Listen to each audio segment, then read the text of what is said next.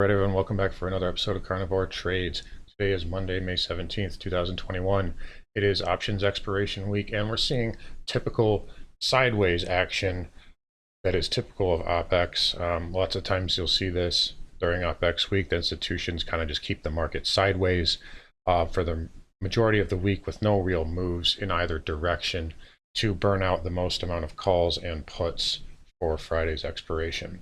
One of the main differences that I'm seeing, though, from a typical theta burn week is the VXX is higher today.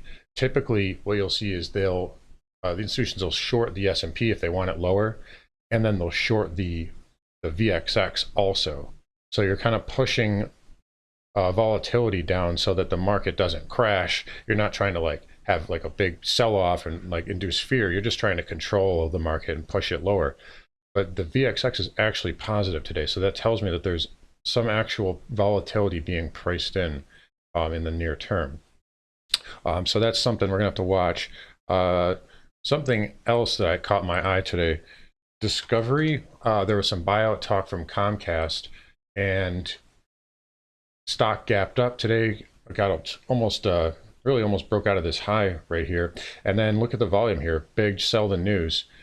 Lots of selling going on. I can't imagine why anyone would be selling Discovery this hard here, considering how much of a discount it's trading at right now and considering the news. The only reason I can think of is that there's still funds that are exposed to these stocks. I mean, and we're talking about, this breakdown happened in March, and what looks like happened today is we had a gap up, and whoever was still holding this that needed to reduce their exposure took the advantage of the gap up and dumped into it. Because Discovery, Viacom, same thing, both negative, both gapped higher, and both coming in. And I mean, these things are so oversold. Viacom's trading at like a 7 PE. It's a blue chip stock that pays a 2.3% dividend. And this market is 7 PE is ridiculous. So the only thing I can think of is that there's still exposure, which is insane considering this was like almost 2 months ago that this happened. So there's a lot of leverage out there right now. And man, you got the Fed talking about, oh, we might raise interest rates. And, this is their way of just preparing the market. They're going to have to raise rates way sooner. There's just no way around it.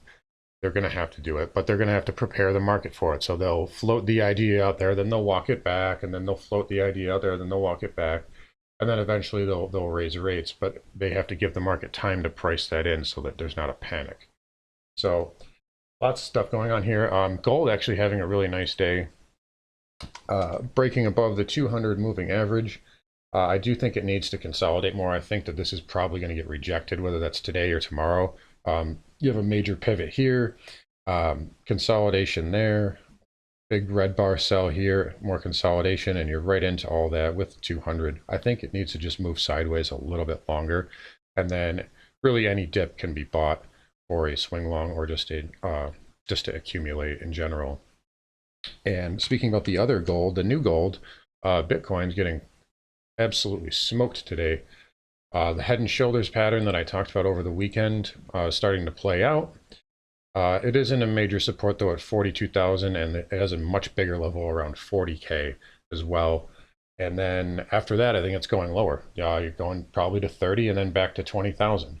And the reason I think that is because that's what crypto does. But we also, if you notice, we broke out of 20,000, which is the previous all-time high, and we never back tested it.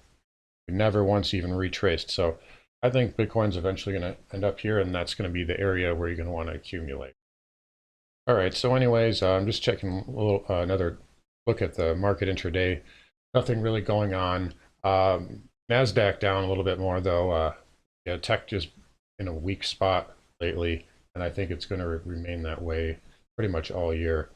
But yeah, so we'll just see if anything happens.